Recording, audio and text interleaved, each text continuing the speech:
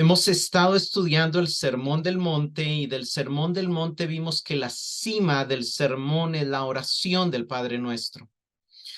Es una oración tan importante como oración modelo que es importante detenernos en cada línea de la oración y así empezamos enseñando Padre Nuestro como la primera línea, santificado sea tu nombre, la clase anterior, y esta noche nos vamos a enfocar en esta tercera línea o tercera frase de la oración, que es una segunda petición, que es venga tu reino. El pasaje en el que estamos es Mateo 6:9 y Mateo 6 nos dice, Mateo 6, 9 y 10 nos dice, no oren pues de esta manera. Explicamos que es una manera, es un modelo de oración. Dice, Padre nuestro que estás en los cielos. Esa es la dedicación de la oración, santificado sea tu nombre, la primera petición. Y luego hoy nos enfocamos en la segunda petición, venga tu reino. Definitivamente Jesús habla de la oración porque la oración es una práctica común entre el pueblo judío. Jesús está hablando de la justicia del reino y él se enfoca no solamente en la relación que se tiene con la ley, sino en la relación que se tiene con la piedad. Y él identifica dos peligros que se están dando en la oración. Por un lado, se había terminado convirtiendo en un rito que algunos estaban haciendo solo de manera externa para ser admirados. Por otro lado, también se había convertido en solo repeticiones sin sentido, en solo repeticiones sin reflexión, aún sin comprensión de lo que se estaba haciendo, porque se imponían las oraciones que tenían que hacer los judíos, las repeticiones del Shema, del Kadish, y de alguna manera Jesús nos enseña como sus seguidores un modelo de oración que quiere que reflexionemos, que comprendamos, que entendamos y que eso le dé una forma a nuestra espiritualidad y a nuestra relación con el Padre, que eso modele nuestra relación con el Padre. La primera frase que vimos, Padre Nuestro, explicamos que nos habla de la confianza con la que nos acercamos a Dios, pero también nos habla de la certeza de su amor. Él nos adoptó como sus hijos a través de Cristo y nos ama con el amor con el que Él ama a Cristo. Luego pasa a que estás en los cielos reconociendo su majestad y su santidad y conectando con la primera petición, que desde ese reconocimiento, su santidad, el mayor anhelo, la mayor pasión de nuestro corazón como sus seguidores es que su nombre sea honrado como lo merece, sea santificado como es debido. De ahí pasa a la petición siguiente, que es venga tu reino y hágase tu voluntad.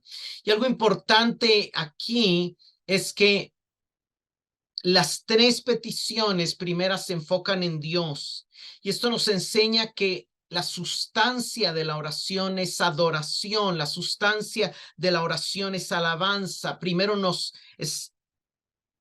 concentramos en la santidad de Dios, en el reino de Dios, en la voluntad de Dios. Lo más importante en nuestra vida es Dios. Lo más importante es su nombre, su honra, su reino, su voluntad, sus designios.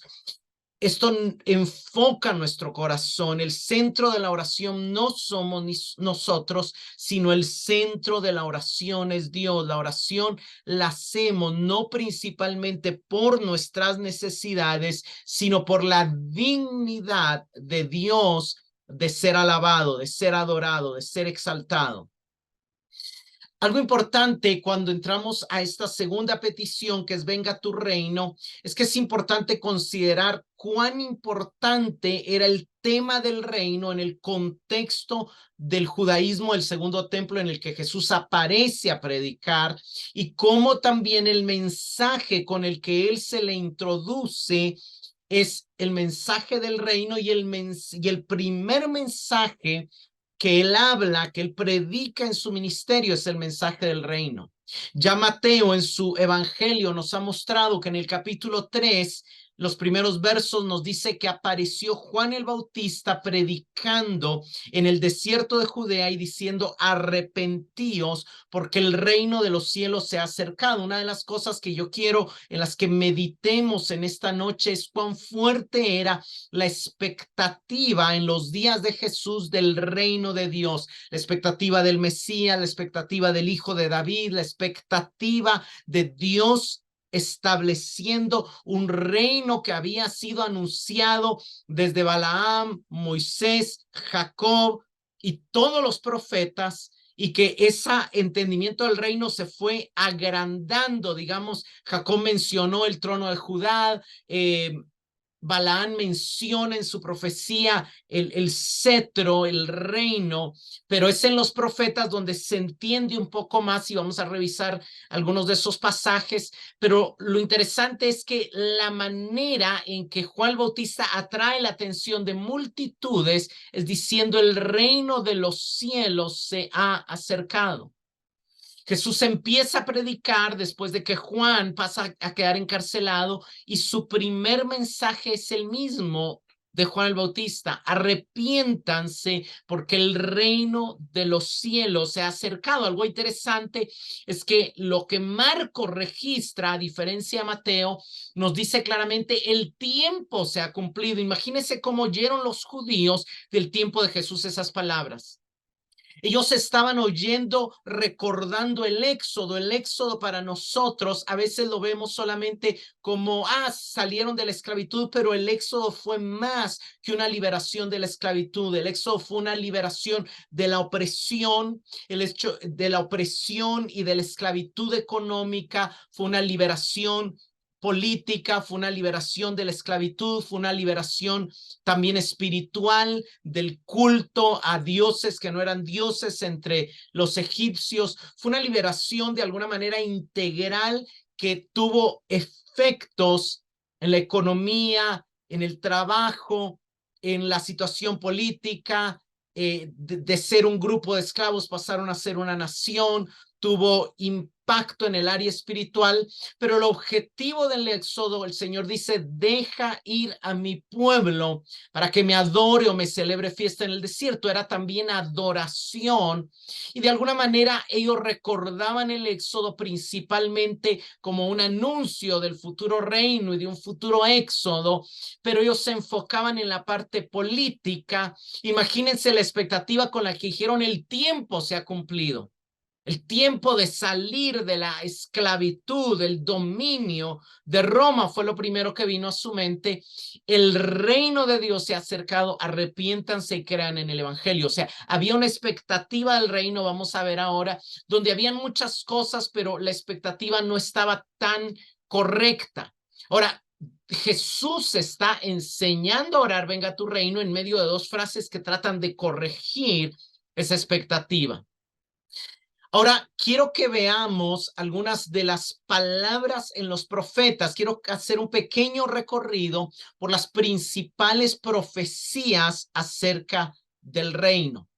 Esto es algo hermoso, porque hay muchas profecías que nos hablan acerca de el reino, y de alguna manera yo quiero que aquí tratemos de situarnos como si nosotros fuéramos uno de los oyentes de Jesús que pertenece a la nación de Israel, que hemos oído durante toda nuestra vida las palabras de estos profetas, y que hemos escuchado a nuestros padres: viene un rey, viene el Mesías, viene el reino de Dios, Dios mismo vendrá, Dios mismo reinará entre nosotros, y que tratemos nosotros de imaginarnos cómo hubiéramos escuchado, cómo hubiéramos entendido ese anuncio de que el tiempo se había cumplido, que el reino estaba cerca, y también esta petición de Jesús de venga tu reino, que se enfoca también con una petición que era común en la oración al final de la sinagoga, como lo vamos a ver en un adelante. Pero hay muchas profecías acerca del reino, incontables, pero elegí algunas, no pocas, para mostrar de alguna manera las cosas que son relevantes en el tema del reino. Isaías 9:7, por ejemplo, nos dice el aumento de su soberanía, hablando del Mesías, y de la paz no tendrá fin sobre el trono de David y sobre su reino. Vean la palabra reino ahí, para afianzarlo y sostenerlo con el derecho y la justicia desde ahora y para siempre. El celo del Señor de los ejércitos hará esto. ¿Qué vemos aquí? O sea, ¿qué vemos Dios anunciando? Está anunciando paz, soberanía de Dios, paz, y vemos derecho y justicia. Ellos estaban, según ellos, viviendo una situación injusta porque Roma les estaba cobrando impuestos, estaba dominándoles, les estaba limitando su libertad y durante muchos años no habían, digamos, vivido con justicia, con derecho. Vamos a ver un poco otros pasajes. Luego vemos Isaías 11 del 4 al 6, hablando del rey que viene, dice, juzgará al pobre con justicia y fallará con equidad por los afligidos de la tierra.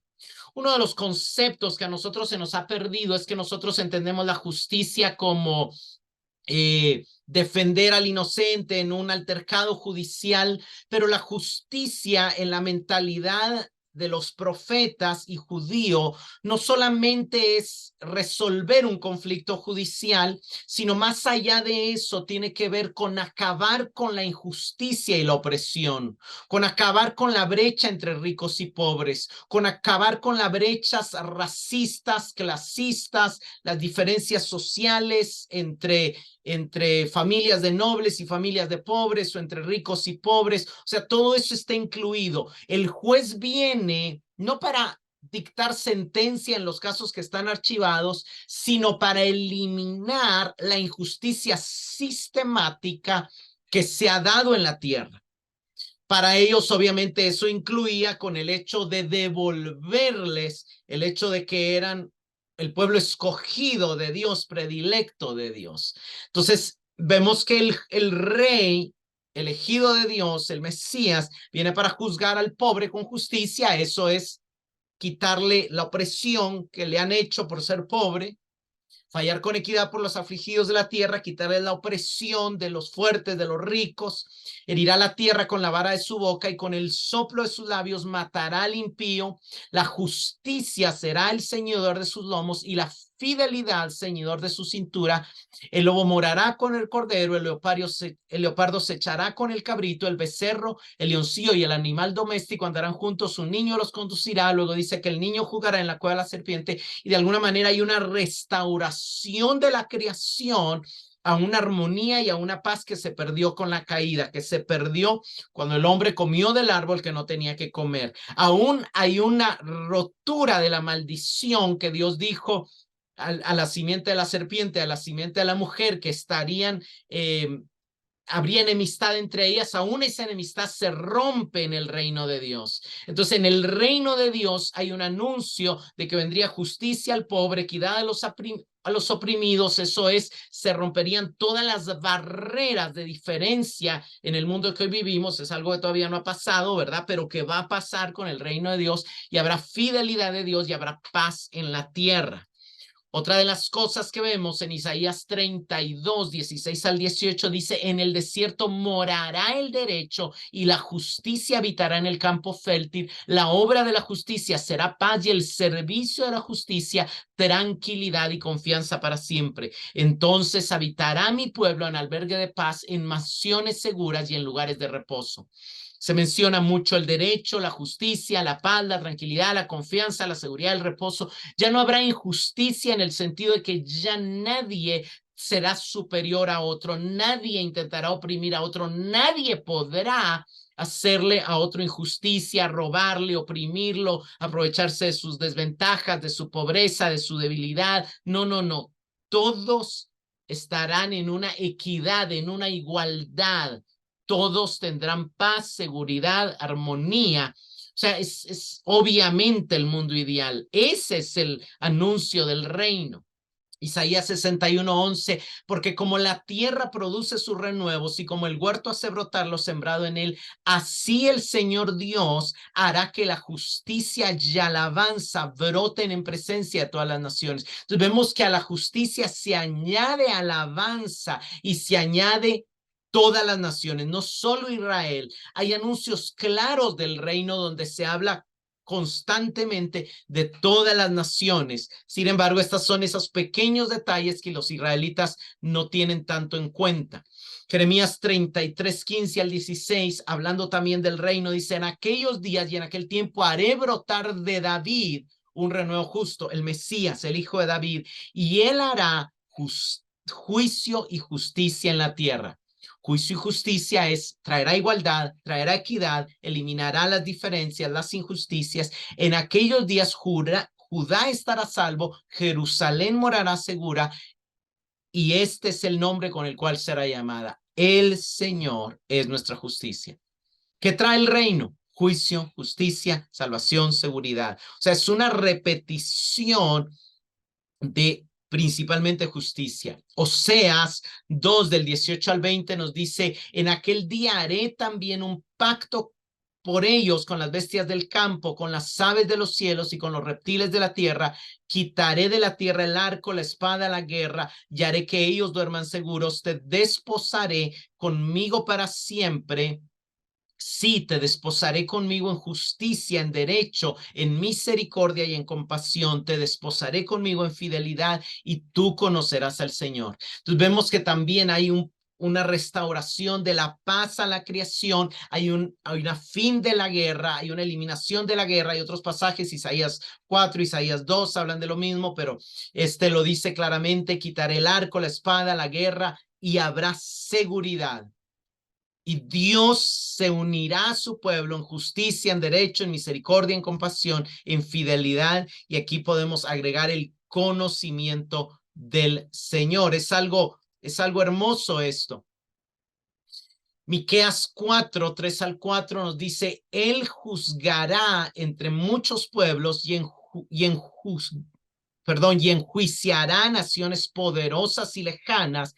Entonces forjarán sus espadas en rejas de arado y sus lanzas en podadera. Nuevamente, aquí ya no habrá necesidad de naciones, de guerras, perdón, porque ya no habrán guerras, entonces no habrá necesidad de armas. No alzará espada nación contra nación, ni se adiestrarán más para la guerra. Se terminarán las guerras, se terminarán los conflictos, se terminará la búsqueda de dominio, la búsqueda de poder, la búsqueda de superioridad sobre otros, porque Dios será el que reine. Cada uno se sentará bajo su parra y bajo su higuera. Habla de disfrute, habla de placer, y no habrá quien los atemorice. Seguridad, porque la boca del Señor de los ejércitos ha hablado. Entonces vemos cómo básicamente hay juicio, hay paz, hay fin de las guerras, hay disfrute y seguridad. Vemos Zacarías 9:9-10 dice: regocíjate sobremanera, hija de Sión, da voces de júbilo, hija de Jerusalén, tu rey viene a ti. Justo y dotado de salvación, humilde, montado en un asno, en un pollino, hijo de asna. Destruiré el carro de Efraín y el caballo de Jerusalén, y el arco de guerra será destruido. Nuevamente, fin de la guerra. Hablará paz a las naciones, no solo a Israel, a las naciones, y su dominio será de mar a mar y desde el río hasta los confines de la tierra. O sea, el anuncio del reino de Dios era una justicia universal, una paz universal, un gozo y una salvación universal. Ese era el anuncio del reino de Dios. Hasta el momento, digamos, revisando este recorrido que hemos hecho, la expectativa que deberían de despertar los profetas acerca del reino es esperar ese tiempo de igualdad, de equidad, de paz, de seguridad, donde ya no hay más opresión sistemática, ni pobreza injusta, ni injusticia, ni superioridad, ni derecho, sino que eso de alguna manera se traduce en paz, seguridad, en gozo, en alabanza a Dios, en reposo, en abundancia, por supuesto, y en conocimiento de Dios, que es algo sumamente importante. Sin embargo, habían algunos pasajes que los judíos les pusieron más atención en sus expectativas acerca del reino. Por ejemplo, que también están ahí, por supuesto, y que también son palabra de Dios. Daniel 2:44, cuando habla del reino de Dios, dice que en los días de estos reyes, y aquí los reyes eran los imperios que Daniel vio, que era el imperio babilonio, griego, medo-persa y romano, el Dios de los cielos levantará un reino que jamás será destruido ni será dejado a otro pueblo. Este desmenuzará y acabará con todos esos reinos, pero él permanecerá para siempre. Salmo 110, 1 y 2 dice algo similar. Jehová le dijo a mi Señor, siéntate a mi diestra hasta que ponga tus enemigos como estrado de tus pies. Jehová enviará desde Sión el cetro de tu poder, domina en medio de tus enemigos. Entonces vemos que hay un anuncio de un final de los demás reinos y el rey de Israel aparece como un gobernante mundial. Pero ellos están poniéndole mucha atención en su expectativa a la terminación con los demás reinos y pensando en el reino actual de ellos, en el imperio romano, ¿verdad? Sin embargo, eso Dios lo va a hacer, pero en la segunda venida, Daniel 7, 13 y 14, pasaje muy similar, dice, estaba yo mirando en las visiones de las noches y aquí en las nubes venía alguien como un hijo del hombre. Esto nos recuerda el anuncio de Cristo, su segunda venida. Llegó hasta el anciano de días, le presentaron delante de él, le fue dado dominio, majestad y realeza. Todos los pueblos, naciones y lenguas le servían. Su dominio es dominio eterno que no se acabará y su reino uno que no será destruido. Estas expectativas del reino fueron creando una idea de que a Israel le iban a dar dominio, majestad y poder sobre todos los demás pueblos de la tierra. Y realmente Dios lo había anunciado, pero no para Israel, sino para el Hijo del Hombre, para el Mesías, para el Hijo de Dios.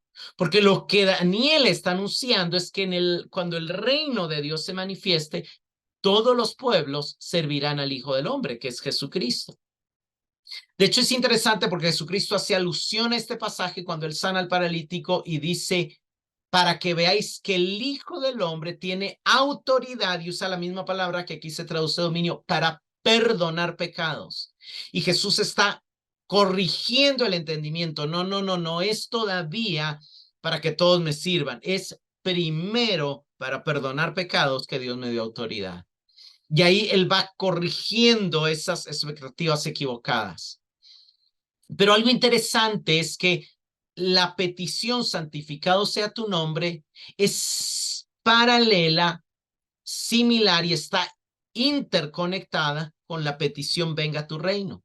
Porque ambas cosas, según los profetas, se iban a dar a la vez y los judíos entendían eso. Por ejemplo, leímos cuando estudiamos santificado sea tu nombre, que Dios anunció a través del profeta Ezequiel que él vindicaré, decía Dios, la santidad de mi gran nombre profanado entre las naciones, el cual ustedes han profanado. O sea, Dios promete santificar su nombre. Más adelante, a través del mismo profeta, cuando le da la visión del nuevo templo, le dice, Hijo de hombre, este es el lugar de mi trono. Hablando trono, habla de reino. Aquí yo voy a reinar. El lugar de la planta de mis pies, el estrado de su trono, donde habitaré entre los israelitas para siempre y la casa de Israel no volverá a profanar mi santo nombre. ¿Qué está diciendo? Cuando yo reine, mi nombre será santificado. Y eso era como lo entendían. Algo interesante, hay un escritor que él era judío y él escribió sobre las oraciones de Jesús y él escribe, Joacín Jeremías escribe, las primeras palabras que el niño le dice a su Padre Celestial son, santificado sea tu nombre, venga tu reino. Estas dos peticiones no son solo paralelas en estructura, sino que también se corresponden entre sí en contenido y recuerdan el Kadish. El Kadish era una antigua oración aramea que formó la conclusión del servicio de la sinagoga y con la que Jesús sin duda estaba familiarizado desde niño.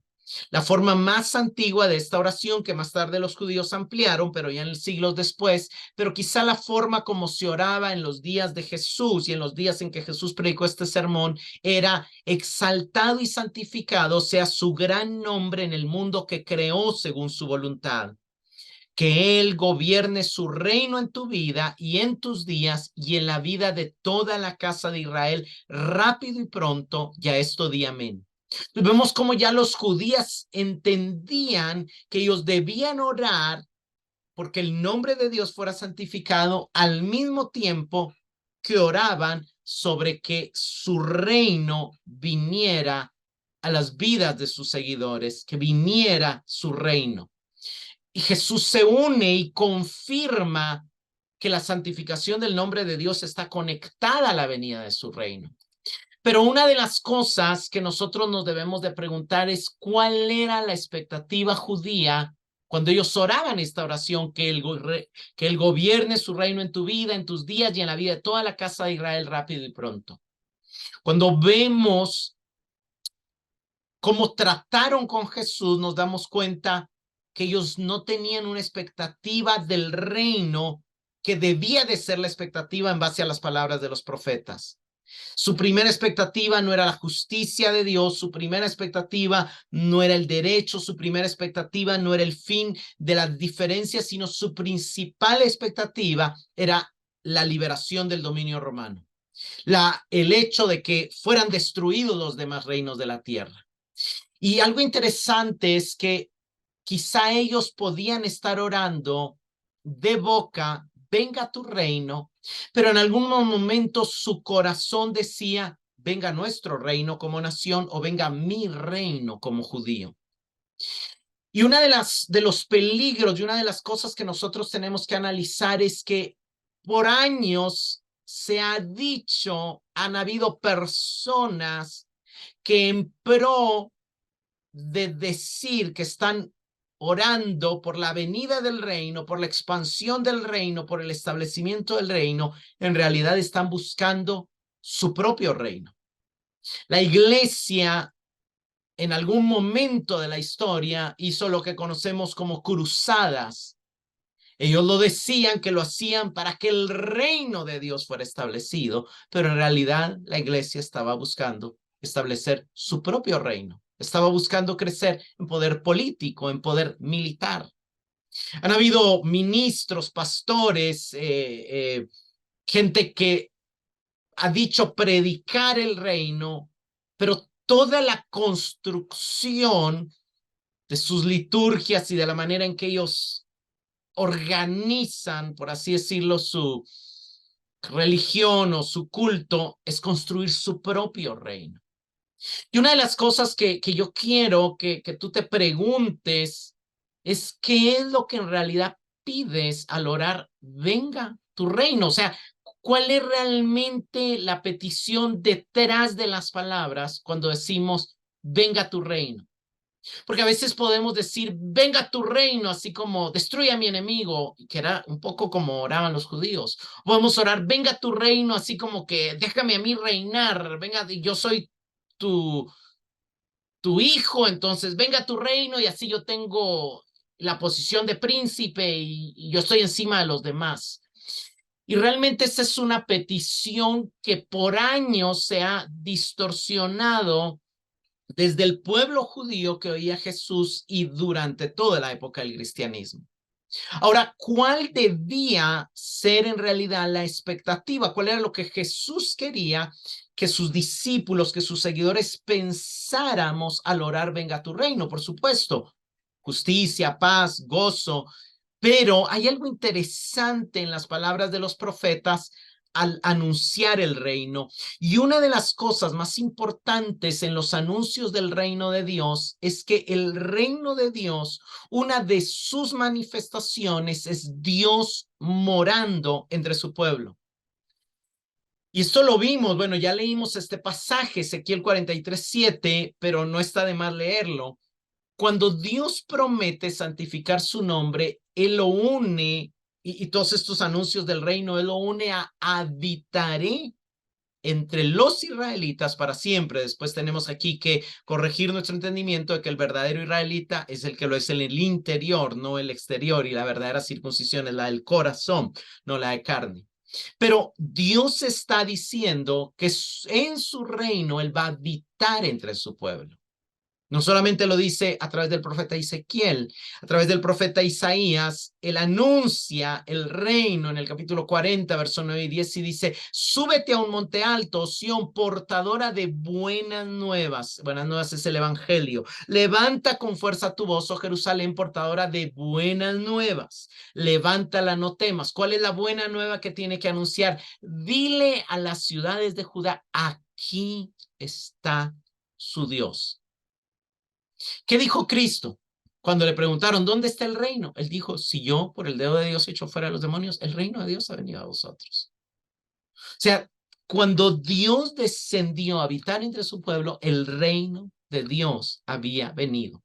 Dios estaba respondiendo a la oración, venga tu reino, enviando al rey. Miren, el Señor Dios vendrá con poder. Él vino con poder y autoridad, pero su poder y autoridad no lo usó para liberar de la ocupación romana. Lo usó para perdonar pecados, para sanar enfermedades, para echar fuera demonios, para transformar vidas. Y su brazo gobernará con él. Con él está su galardón y su recompensa delante de él.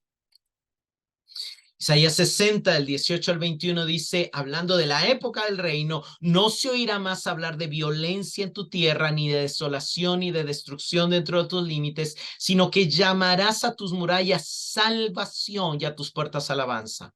Ya el sol no será para ti luz del día, ni el resplandor de la luna te alumbrará, sino que tendrás al Señor por luz eterna y a tu Dios por tu gloria. Nunca más se pondrá tu sol ni menguará tu luna, porque tendrás al Señor por luz eterna y se habrán acabado los días de tu luto. Entonces todos los de tu pueblo serán justos. Para siempre procederán la tierra, vástago de mi plantío, obra de mis manos, para que yo me glorifique. La venida del reino empieza cuando Dios se acerca a su pueblo y él mismo lo ilumina y él mismo lo justifica. Por supuesto, el reino de Dios ya está vigente, pero no en plenitud. Esperamos que esto también se dé, porque todavía en nuestra tierra hay violencia y todavía hay destrucción en nuestros límites, pero vendrá un día donde esto será pleno y completo, pero ya Dios habita en nosotros. Ezequiel 37, 27 y 28 también dice, mi morada estará también junto a ellos y yo seré su Dios y esto será su pueblo. Y Pablo nos dice en 1 Corintios 6 que esto ya se cumplió.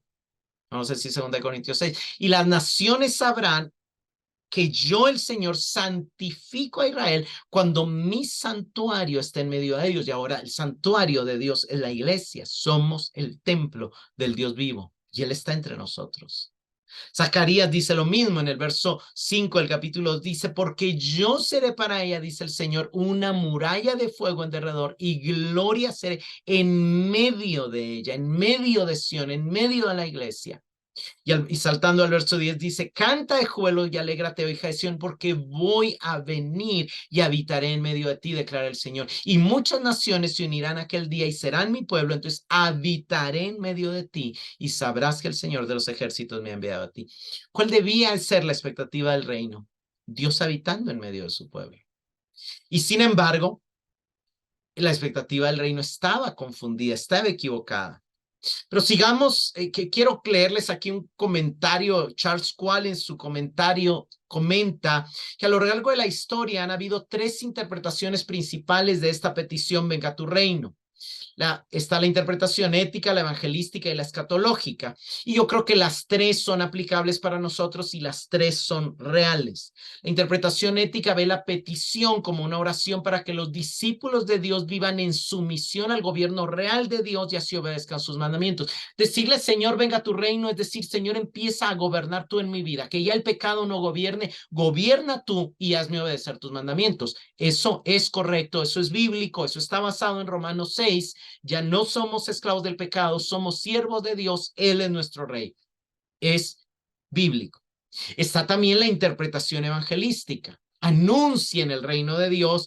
Hechos habla mucho de que Felipe, por ejemplo, predicaba el evangelio del reino de Dios. Entonces, la interpretación evangelística ve la petición como una súplica por la extensión del reino de Dios en todo el mundo a medida que el evangelio se propaga hasta los confines de la tierra y los nuevos creyentes se someten a la autoridad de Dios. El reino de Dios llega a una ciudad, llega a un lugar donde nuevas personas se rinden a él como su Señor, él pasa a ser su rey y entonces el reino de Dios está viniendo y está llegando y está expandiéndose a los lugares donde ahora hay personas reconociéndole como su rey, como su Señor. El reino de Dios está viniendo a través de la obra misionera, a través de la obra evangelística.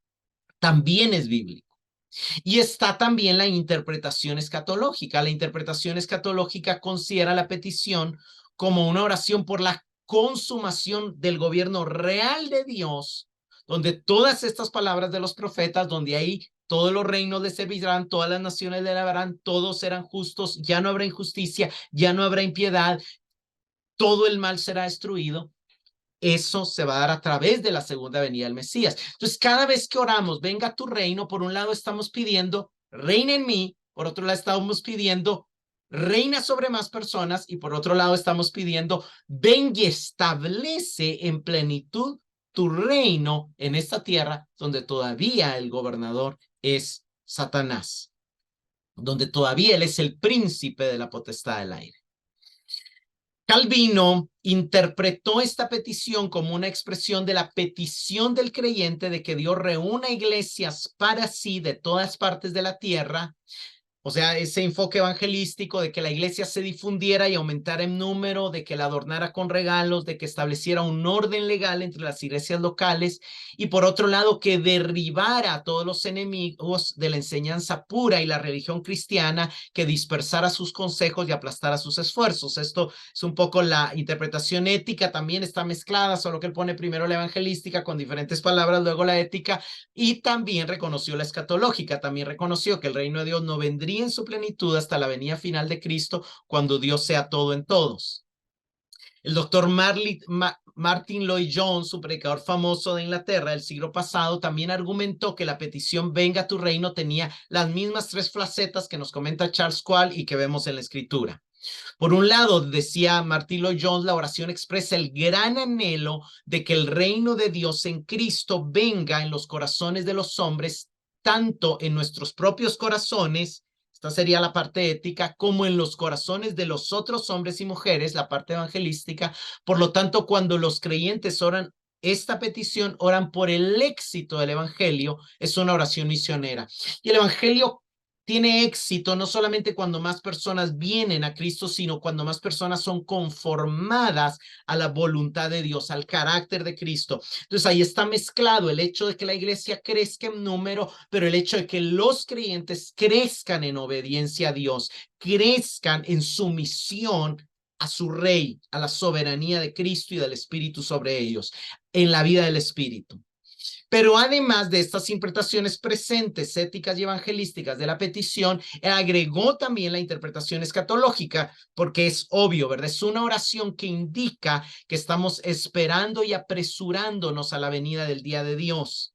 Sí, como lo dice 2 Pedro 3:12, significa que los discípulos deben anticipar el día en que todo pecado, maldad, mal y todo lo que se opone a Dios finalmente habrá sido derrotado. Significa que debemos tener anhelos en nuestros corazones por momentos en que el Señor regrese otra vez, cuando todo lo que se opone a Él será arrojado al agua ardiente y los reinos de este mundo se habrán convertido en los reinos de nuestro Dios y de su Cristo. ¿Cuál fue el error de los judíos? Que ellos tenían la expectativa de un rey, pero no como Dios habitando entre ellos, sino de un rey que solo los liberara políticamente. Y terminaron matando al rey. Y terminaron anulando el establecimiento del reino en su nación. Aunque obviamente entendemos que eso estaba dentro de los planes y propósitos de Dios para que el reino primero se expandiera en misterio a través de la predicación del evangelio a todas las naciones de la tierra. Pero es importante tener claro eso, porque también para que también nosotros tengamos una mejor comprensión de lo que esta petición significa y de lo que debe haber en nuestro corazón y en nuestra mente cuando le decimos al Señor, venga tu reino. Algo interesante es que una oración muy común en la iglesia al principio, que creo que se ha perdido en nuestros días y que debemos de recuperarla, es la oración Maranata. Y esta petición de venga tu reino se cree que fue el motivo detrás de esa de las primeras oraciones preservadas. De hecho, esa la encontramos en 1 Corintios 16:20. Pablo usa esa oración Maranata. Y es una frase aramea que significa ven, Señor. Era evidentemente una petición bien conocida en la iglesia primitiva y Pablo la transcribe en arameo, pero no la tradujo al griego. Esto implica que la expresión ya era familiar incluso entre los corintios que no tenían un amplio conocimiento del arameo, pero que conocían un poco. La traducción griega de la frase aramea aparece en Apocalipsis 22:20, que dice, ven, Señor Jesús.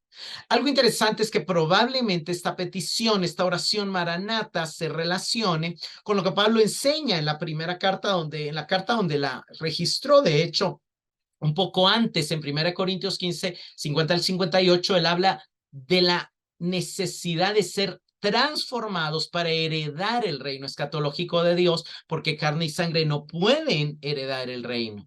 Entonces, la petición venga a tu reino también es una petición que incluye nuestra resurrección. Pedir venga a tu reino es decir, Señor, regresa, resucita a los muertos, cambia lo corruptible en incorruptible, finaliza tu victoria sobre la muerte y concede tu reino a tu pueblo transformado y resucitado. Eso es la petición Maranata, expresa en esencia la súplica, venga tu reino. Entonces, cada vez que decimos Maranata, estamos al mismo tiempo diciendo, venga tu reino.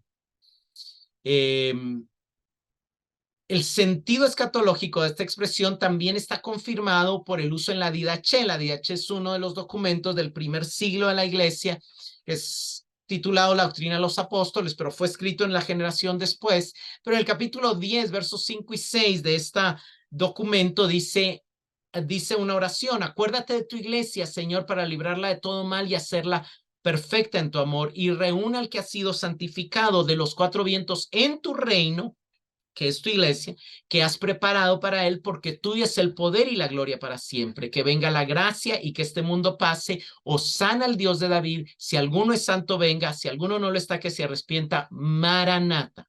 Entonces vemos cómo esta oración para que los creyentes se unan al reino y sigan siendo santificados, también se concluye con la oración, ven, Señor, venga tu reino. Instala tu reino en la tierra. Charles Schwartz escribe en su comentario, un poco largo, pero me gustó mucho porque lo conecta con las bienaventuranzas. Dice, los seguidores de Jesús oran fervientemente y con frecuencia por la venida del reino de Cristo por una buena razón.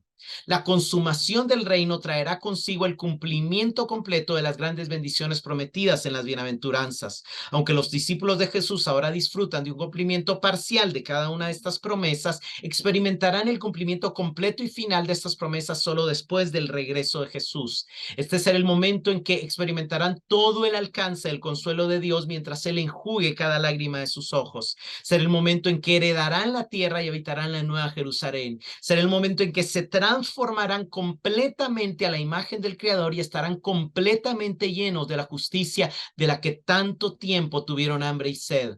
Y también en el juicio escatológico experimentarán las profundidades de las misericordias del Padre, cuando los pecadores culpables que son declarados justos tendrán esa declaración confirmada en el juicio final por la gracia insondable de Dios. Cuando Jesús regrese, verán a Dios cara a cara. Aquellos que primero fueron alejados de él por su pecado y corrupción conocerán por fin el gozo pleno de ser sus hijos e hijas y recibirán de él su herencia celestial. Finalmente, los discípulos que han sido insultados, perseguidos y calumniados recibirán la gran recompensa celestial que inspiró su alegría incluso en medio de sus sufrimientos. Hermoso lo que dice. Hermanos, orar venga a tu reino nos ayuda a tener una mentalidad celestial. Nos ayuda a mantener la expectativa de su segunda venida, de su reino, de no acomodarnos en esta tierra. El pueblo de Dios debe de tener una mentalidad celestial si ha de hacer algún bien terrenal. Cristo habló mucho sobre su segunda venida, pero habló más sobre la importancia de la preparación para ella y dijo que el siervo que no espera ansiosamente el regreso del maestro no va a estar preparado para cuando él llegue a revisar si él ha sido fiel en la obra que le encomendaron. Aquellos que no están esperando con expectación su regreso, se van a encontrar tocando una puerta cerrada y les van a decir, no los conozco. Orar por el reino venidero impide que nos enfoquemos tanto en esta vida presente que nos descuidemos prepararnos para la próxima.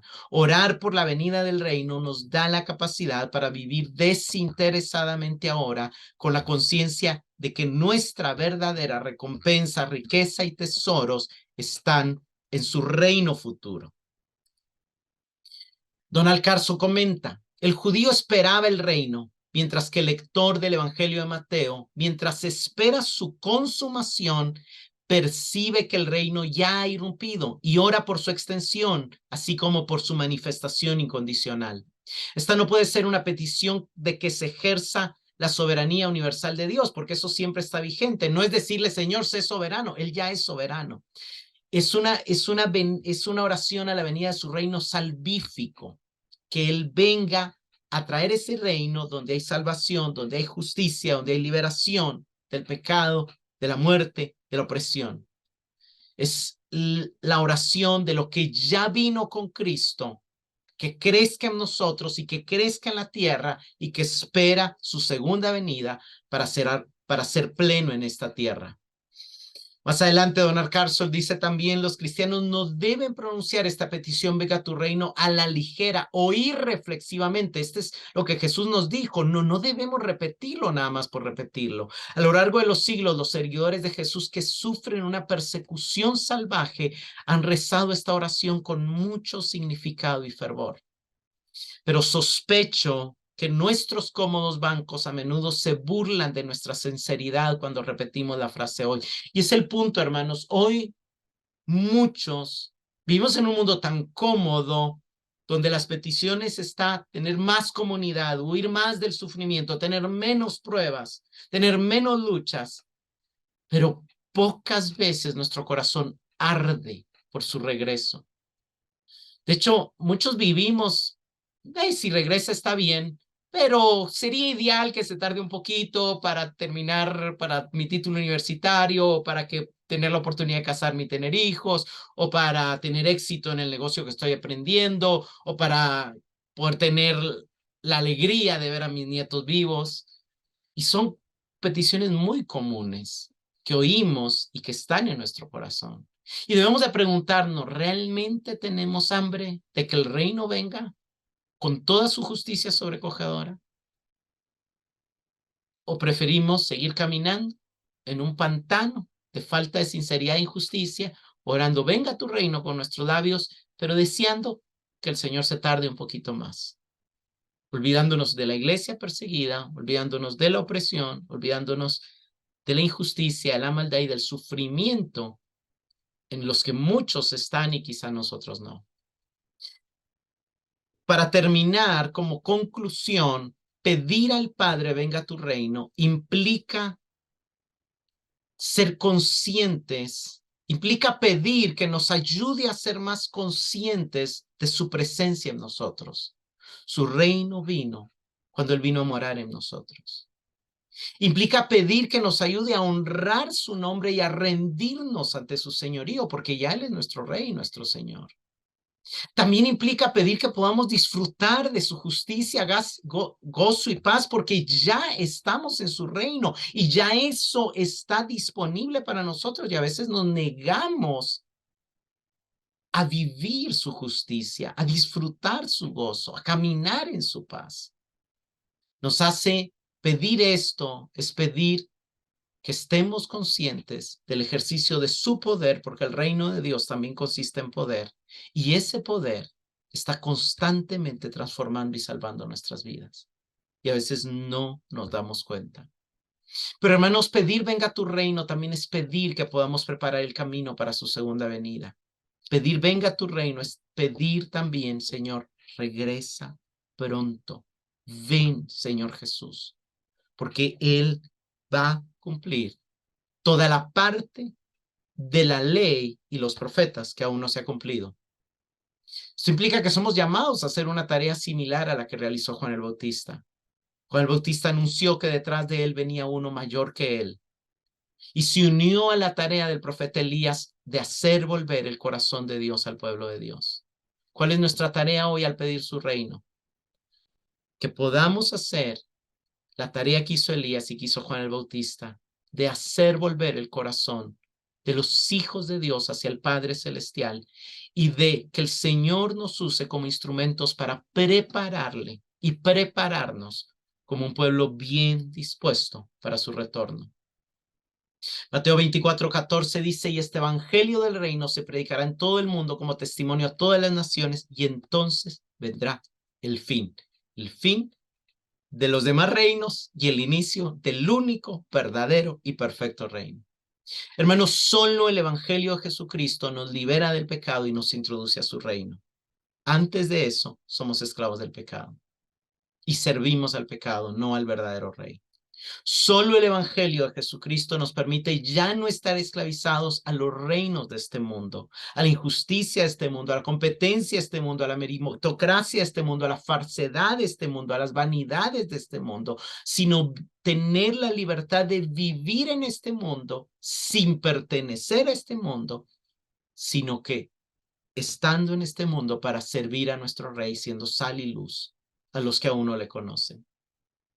Pero también solo el evangelio del Señor Jesucristo nos da la esperanza y la certeza de que su reino vendrá en plenitud y de que todas las recompensas de las bienaventuranzas serán plenamente nuestras. Como preguntas de reflexión, cuando oras, venga tu reino, ¿anhelas en realidad que Dios reine? ¿O te pareces a los judíos y tu corazón pide por tu propio reino, por tus propias metas, por tu propio placer? Y como te crees más cerca de Dios, entonces crees que Dios viene a darte lo que tu corazón anhela. Como segunda pregunta, ¿estás consciente de que el reino ya ha llegado a nosotros por medio del evangelio, pero que al mismo tiempo aún está por venir de manera completa y manifiesta? ¿Qué tanto anhelamos su segunda venida? ¿Qué tanto nuestra esperanza, nuestra mirada está esperando de los cielos a su Hijo? Notas que Mateo 24:14 enseña que el reino vendrá por completo cuando el evangelio del reino sea predicado como testimonio a todas las naciones. ¿Qué tan comprometidos estamos con la predicación del evangelio, con la obra misionera, con que el evangelio llegue a quienes no ha llegado, con que el evangelio sea predicado no solo de palabra, sino como testimonio? Señor, te damos gracias por tu palabra. Señor, oramos esta petición que tú nos enseñaste a orar y nos unimos para pedirte, venga a nosotros tu reino. Establece tu reino en nuestros corazones, de manera que ya no gobierne el pecado, que ya no gobierne los programas que el mundo instaló en nuestra mente, que ya no reine la vanidad de este mundo, ni la competencia, ni la meritocracia, ni el deseo de nuestro propio reino, de nuestro propio placer, sino que reine tu palabra, tus promesas, que tú reines y que nos sometamos a ti. Oramos, Señor, venga tu reino a esta tierra y venga tu reino a los lugares donde aún los pueblos no te adoran, no te sirven, no te reconocen como rey. Venga tu reino a través de la predicación de tu evangelio. Oramos para que envíes obreros a tu mies y para que nos envíes como obreros para predicarte como rey aquellos corazones que aún no se han rendido a ti, para que se puedan rendir a ti. Pero también nos unimos al espíritu y la esposa que dicen, Maranata, ven Señor Jesús. Oramos por tu segunda venida. Oramos porque se acerque y apresures el día cuando aparezcas en las nubes con gran poder y gloria, e instales y establezcas tu reino en esta tierra, y nuestras voces se unan a las voces que están registradas en el libro de Apocalipsis, que dicen, te adoramos, oh Señor, porque has tomado tu reino y has comenzado a reinar. Tuyos son el poder, la gloria, la majestad, el señorío, la honra, la adoración por los siglos de los siglos. Amén.